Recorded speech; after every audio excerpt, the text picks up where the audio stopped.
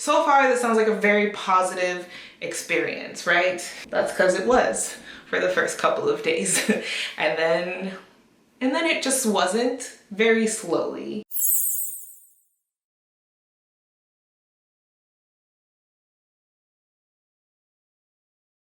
Wow, I totally went on a tangent. See, you can tell I'm not medicated anymore because I go on a lot of tangents and then I forget that I'm going on a tangent, kind of like I am right now.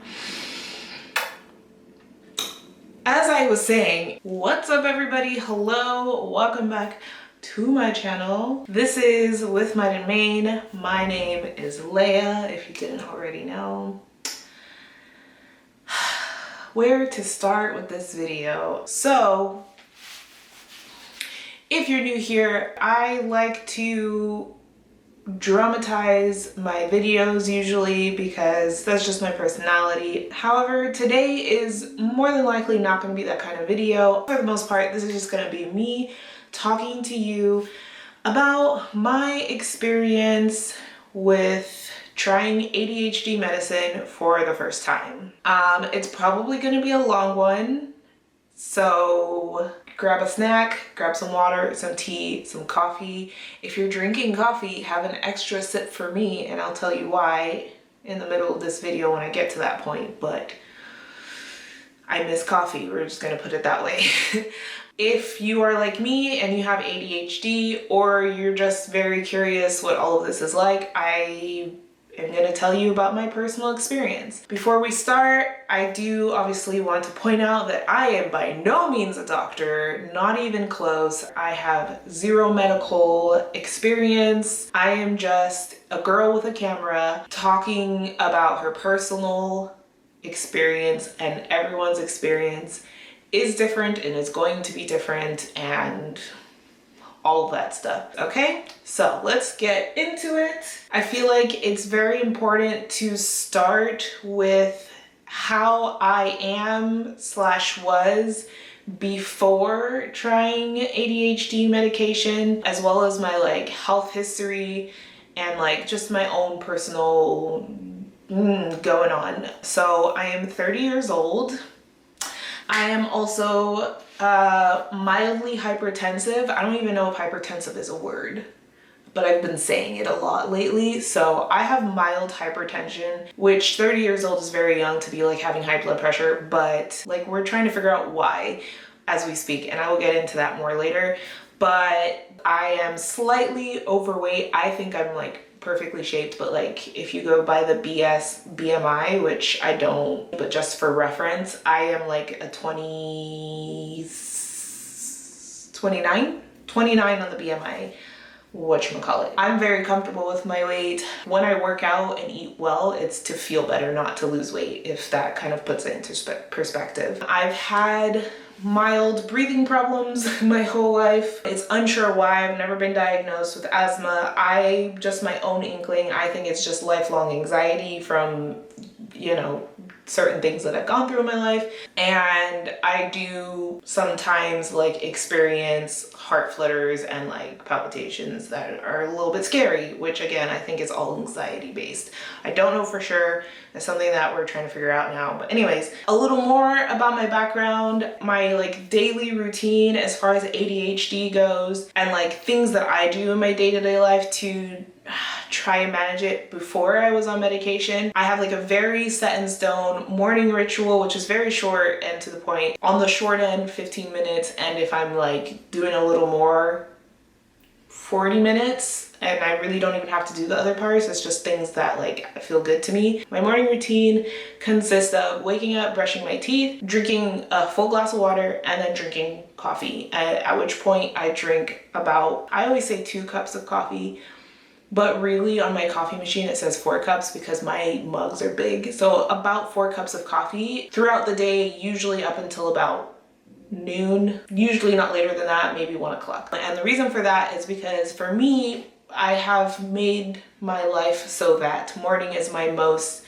on time of the day. It's the time of the day where I'm most able to like make myself focus, and the coffee helps me with that. It also helps me with staying alert and awake because I am tired all the time. If you've watched one of my previous videos about something along what I'm keeping in mind for the new year or something like that, my biggest like thing for the new year was energy, because I'm tired all the time. I just never really have any energy. So that's a big reason why I drink so much coffee in the morning. I do try to cut it off so that I'm not like just caffeinated all day. So anyways, that's my basic day-to-day life before medication. And I'm saying all that because it's going to be important for the rest of how medication has changed my behavior. Oh, one more thing as far as pre-medication. I noticed on the grander scale in the last year, but especially in the last like 4 to 6 months, that I was having terrible mood swings, like ridiculous mood swings, okay? I consider myself a very even-tempered person. You know, I get mad just like anybody else, but I'm generally speaking pretty chill. Most people that I know, or everyone that I know, that's one of the main things they say about me is that like, you're so calm and collected, like I would have gone off on that person, and I'm just very good about not doing that. So my like recent bout of mood swings have changed that. I'm still very good about keeping more or less calm and collected towards other people if they make me mad, but I've noticed that when I'm just by myself in my house and something's not working or something's gone wrong, like any small little thing, I absolutely lose it. And I mean like lose it to the point where it's not even like something's building up and I feel myself getting angry. It's more like something happened to make me upset, and I don't even have a moment before I realize it's making me upset before I physically react to it. And by physically react, I mean throw something, hit something, like it's bad, okay? It never happens when there's like people who could possibly be physically hurt around, because I seem to be very good at keeping my temper when there's someone around me. But when I'm alone, my mood swings are horrible. I was prescribed Vyvanse. I was prescribed the second lowest dosage you can get. The lowest dosage you can get is 10 milligrams, but that is typically for children. So she's like, here's 20 milligrams. I took the medication at my good friend Andrea's house. Hey Andrea, if you're watching, hi boo. And she was so super supportive. It really helped me so much because I was so nervous about taking this medication. I stayed at my friend's house for 2 days. Let's first talk about my first day, right? Okay, so my first day, because Vyvanse is a stimulant and it like increases your heart rate, I decided the first day that I try it, I'm not gonna have coffee first thing in the morning. If I feel comfortable later on, like after a couple of hours having coffee, then I will have coffee. But my game plan was no coffee, like I usually do, wake up, brush my teeth, have coffee. So I take it like 9:15 or something like that. I'm just chilling, doing my thing, because they say it takes a couple of hours, an hour and a half. It took me 45 minutes before I started feeling something.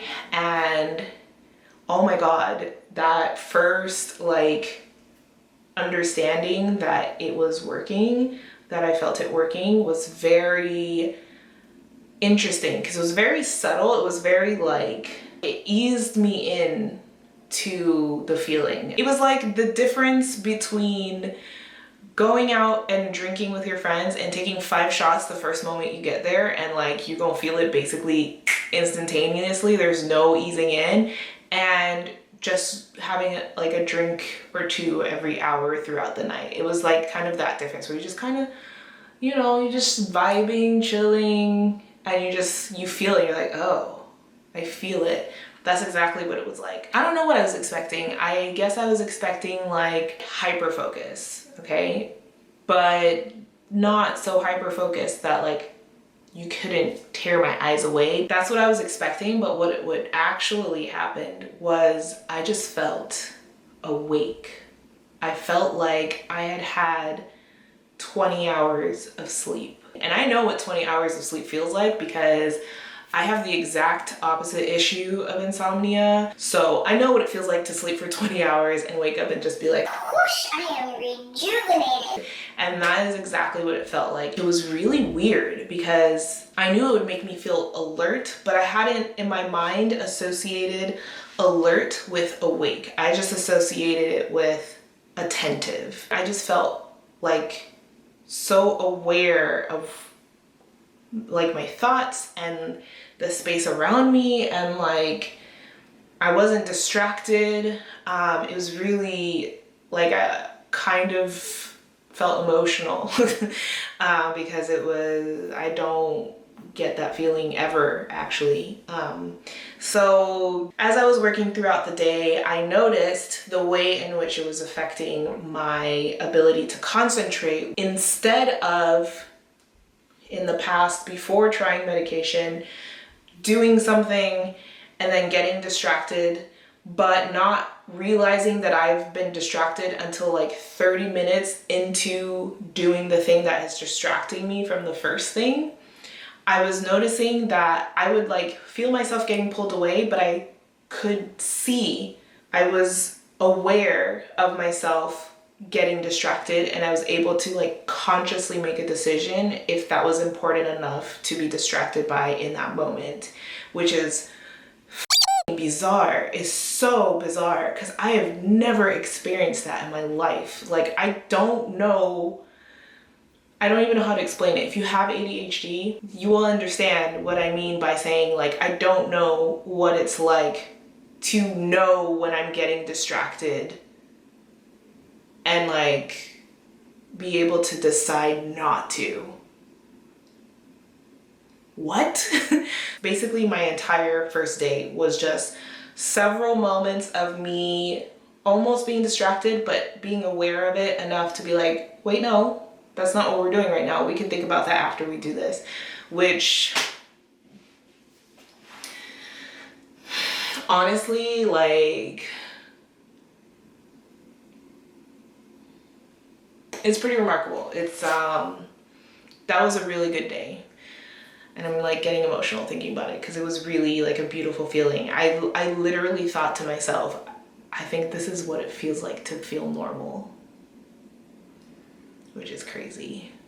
That was basically the gist of my whole day as far as attention goes. But what I do want to point out is about the coffee thing. I felt so freaking awake that like I did not need coffee, which that's just, if you were to ask anyone you know in my personal life, Leia does not function without coffee in the morning, okay? It just doesn't work. My brain is foggy, I'm like confused, all over the place, like, and this day, when I first tried the medication, I did not need coffee. I did not need coffee, which is baffling, okay? It's baffling. That being said, obviously I also enjoy coffee. It's not just something I do purely to stay awake. My friend who I was staying with made a pot of coffee and asked if I wanted any, and I love the smell of coffee, and I was like, yeah, sure, I'll take a little bit. But I literally just took a little bit because physically I didn't need any. I just smelled it and wanted the taste. After a few sips, I was just like, I don't need it, and I feel like if I drink any more, my heart is going to like do more stuff, because the Vyvanse was definitely making me feel a little, not crazy, but just a little smidgen revved up. By the end of the day, I was still pretty revved up. Usually on my normal days pre-medication, by like 10 or 11, I start to like feel tired and like just ready to do nothing.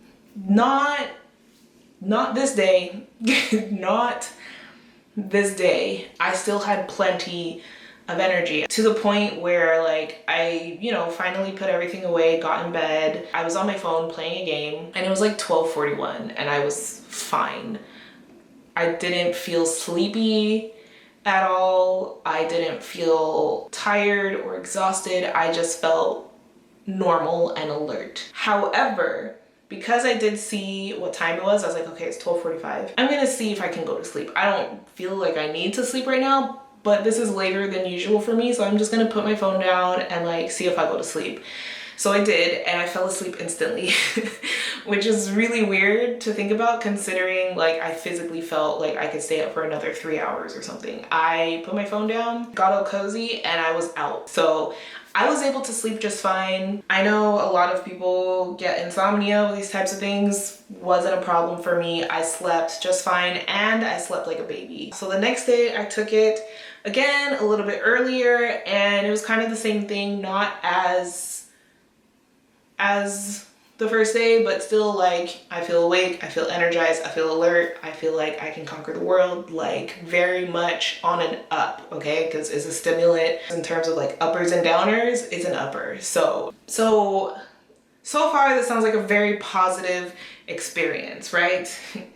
Yeah, so that's because it was for the first couple of days. And then it just wasn't. Very slowly. It just wasn't as positive. So those first 2 days specifically were great. The first night was great. That second day that I took it is also the night that I went home. The second night is when I was at home for the first time alone. I still felt revved up and energized by my normal bedtime. So one of the side effects of Vyvanse is like a possibility for the crash. So I will say that I felt a slight crash the second night, which is the first night I was alone. And the crash can consist of many things. I'll probably just list them on the screen because I don't really remember them off the top of my head. But my crash was anxiety. Why is it always anxiety? It was pretty mild this day. It felt like my normal amount of anxiety that I have. My heart was going just a tinge fast. I felt warm. I had a headache. I was like, what if this has something to do with my blood pressure? But like, it was mostly fine. I just sat myself down. I did some deep breathing, and like, I eventually went to bed. That third day, again, I woke up, I took my pill, blah, blah, blah, whatever, went through my day, did my thing, did some work. But that third night was a little scary for me because I had such intense anxiety that night. I'm assuming because of the Vyvanse crash, my anxiety was pretty bad that night. Enough to like break me into crying, which when it's intense enough to make me cry is not very often, and that's when it's the highest. I had mad anxiety that third night. What triggered my anxiety, besides the crash itself, the like chemical reaction, was the fact that when I was about to lay down to go to sleep, I felt like something weird in my chest. I can't remember if it was like a pain or a flutter, but I felt something. I just like freaked out, and you know, my temperature right here around my neck was high, and I had a headache again. So all of those things combined triggered my anxiety, and I just sat up and I was just like, I just need to breathe and just like sit and work through this feeling. And I went to sleep that night, and again slept just fine like a baby, woke up with plenty of energy. And so that's kind of the gist of like the most important beginnings of me trying this medication. Because after that, nothing special really happened until the things that made me decide to stop my medication. So the reason why I stopped, let's talk about that. The reason why I stopped. I forgot to say this at the beginning, but I only took Vyvanse for 2 weeks. That's a very important thing to remember. Some people are encouraged to take it for a while to really, you know, get it to see how it makes them feel. I stopped taking it after 2 weeks, and I'm gonna tell you exactly why.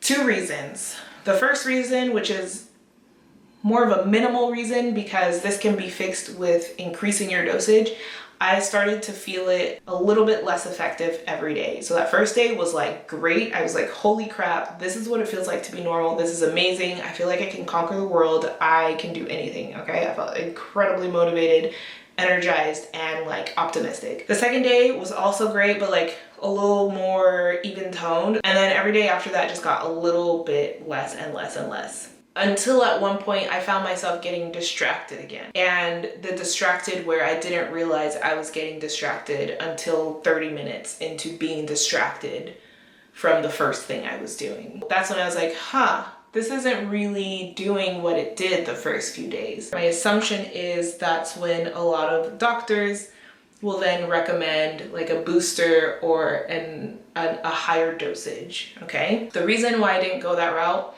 is because my second reason for stopping, I started to have trouble breathing. Like, truly. Which is concerning because you have to breathe to live, right? It was starting to give me trouble breathing, and not just like, oh, my breathing is labored. No, it was like my chest was tight right here. It felt like something was physically constraining my chest this way, so that when I breathe this way, I can only go so far, right?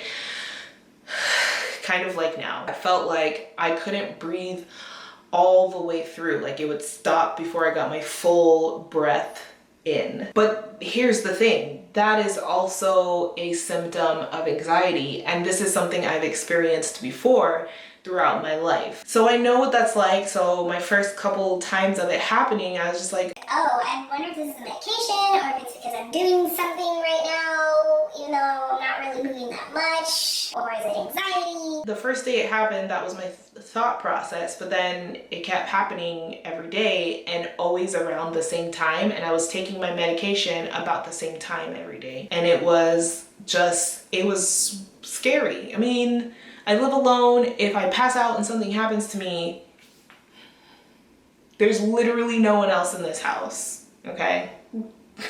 So it's scary. When I realized that this was like a daily occurrence, and it feels weird that this is anxiety because it's happening at the same time every day. So my thought process then was, okay, I should probably not take it because it's making it hard for me to breathe. So I was thinking to myself, okay, do I stop taking it? But what about like the withdrawal symptoms? Obviously I've only been taking it 2 weeks, so I doubt it will be any kind of crazy whatever, but will I feel something? Should I be worried about that with my like heart?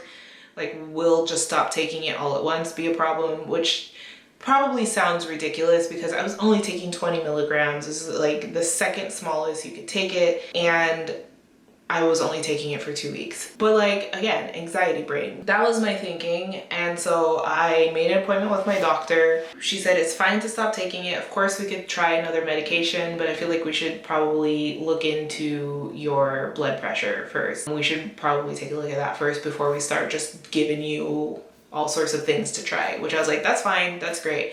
And she said, yes, it's safe if you want to just stop it for a week and see if your breathing improves and all of that good stuff. So I was like, okay, cool, it's fine to stop taking it. That was a Friday, and I still took it for 2 days after that for a couple of reasons. I just wasn't quite sure yet if I wanted to stop taking it, because even though it was having less and less effect on me being able to concentrate, it was still doing something, and I just wanted to be absolutely certain. I also wanted to be absolutely certain that this wasn't an anxiety thing, so I kept taking it until the following Sunday, where I was really just not having a good time as far as breathing was going. It was just so much work to like sit still and try to breathe deep that I was just like, this ain't it. I'm done. Like, no, this is not worth it. And so I haven't taken it since. That's kind of the gist of my experience. So my camera is now telling me I have 4 more minutes, so we're gonna wrap this up. There is one more thing I wanted to mention. 2 more things. Excuse me, 3 more things, and I'm gonna try to make it quick. The first thing, my irritability level and my mood swings that I talked about earlier almost completely went away, okay? Obviously I still get upset, but I don't like snap where I don't even realize that I got so angry until after the fact, which is what was happening before the medication. So that has been amazing because I'm able to walk away now when something's upsetting me in my home, which is just beautiful. I think the medication has been a part of that, because literally nothing has changed. The second thing, appetite. Oh my God. I am an eater, okay? I love to eat. I can eat a lot in one sitting. I'm almost always hungry. I can eat all day and then like go lay down at night and be like, I'm hungry again. It's like a legitimate problem. And I had no appetite. I had no appetite. I had to make myself eat. Like I was eating throughout the day, especially those first 2 days, to like take care of myself, as opposed to I'm hungry, let me eat. It was like, oh, it's 1 o'clock. I should probably eat something, but I'm not hungry. Let me just eat something so that there's something in my system. And I didn't think it was gonna do that, because since my appetite is like huge usually, I thought it was gonna make it normal as opposed to no appetite at all. And I just had no appetite. I would eat something or make myself something to eat and I couldn't finish it because I was just like not interested anymore. So that's really interesting. The next thing is energy levels. So as I said before, I was like on and up. I didn't need coffee. After that first day at my friend's house where she made coffee, I didn't have coffee at all. This whole time with no coffee, but I felt like motivated to do things like work out. For those of you that don't know, one of the main factors or like symptoms, I don't know what to call it, but one of the main things about ADHD is that doing things that feel mundane and uninteresting is the hardest thing in the world for us. And it's one of the biggest reasons that we, like, people who have undiagnosed ADHD get called lazy. It's not laziness. It's just that we can't stand doing things that are boring and not fun. Like, the way our brain works, if it's not immediately gratifying, we don't want any part of it. And it's mostly uncontrollable. I don't even know how to explain it. It feels like torture, okay? Things that are uninteresting that I have to do feel like torture. It's horrible. I don't even have words to explain it. Vyvanse increases your dopamine levels in your brain, because when you have ADHD, you don't have enough of the dopamine working up in your brain. And that's part of what makes you feel more motivated, or at least that's my understanding. Again, I'm not a doctor, but I felt so motivated to do things, to wash my dishes, to work out, to get things on my to-do list that I don't particularly like doing but have to be done. And like, honestly, it's a miracle for me personally. That was how I felt. I really wish I didn't have trouble breathing with it, because this would honestly be like a miracle medication for me otherwise. So my motivation levels were much better. I'm always motivated to do things I love off of medication, like personal projects, like making a YouTube video. Like, I don't need motivation to do those things most days. But things like taking a shower, folding clothes, washing my dishes, going grocery shopping, working out in a way that's not immediately gratifying, like skating or dancing.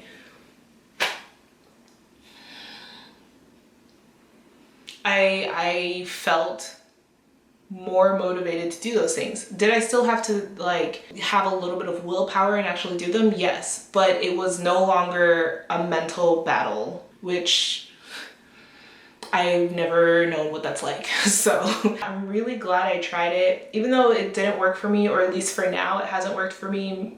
You know, we're still trying to figure out with my doctor if I should try something else or try this again after figuring out why my heart is the way that it is. Even though it hasn't worked out, I'm still so happy and so grateful that I was able to try it, because even though it was for a very short time, I got a semblance of normalcy in my life. Something I've never had, ever. Like, my normal is not normal. And I got a taste of it. Even if I never get a taste of it again, it felt so good to see, just to see what it was like. It reminds me of that quote, "It's better to have loved and lost than it is to never have loved at all." Obviously, this is like, has nothing to do with love, but it's kind of the same concept. I'm so thankful for being able to have experienced this. Even if I wasn't able to keep it, then I could ever be not knowing what that felt like.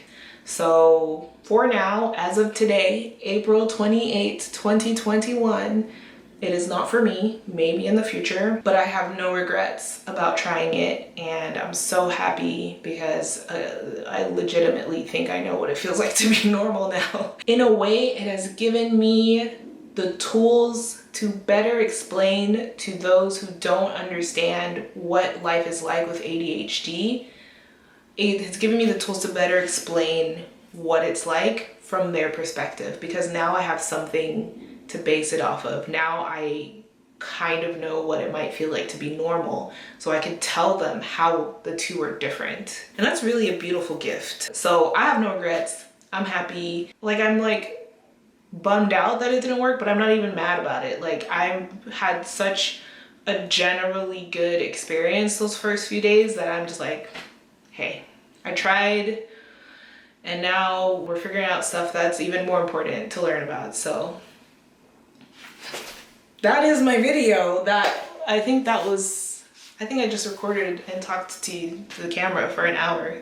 Thankfully this will be edited, and hopefully you won't have to sit here for an hour, maybe 30 minutes, but we'll see. That is my personal experience with Vyvanse. Do what's right for you, but if you feel like you need to get it checked out and other people are telling you you shouldn't, listen to your heart, listen to your gut. You know what's gonna be best for you, and if you feel pulled to figure it out, do what's right for you. I absolutely recommend it. It changed my life, and I'm not even exaggerating. Finding out I had ADHD changed my life. One day, one of these days, I will have a long sit down video chat about my ADHD story.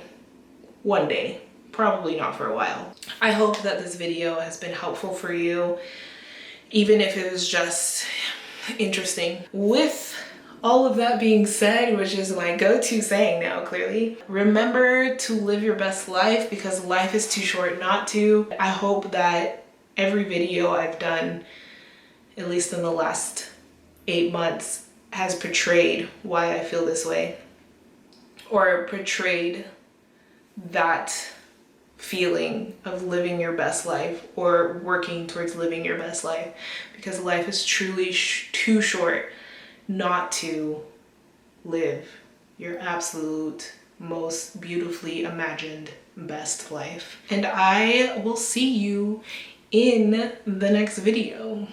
Bye.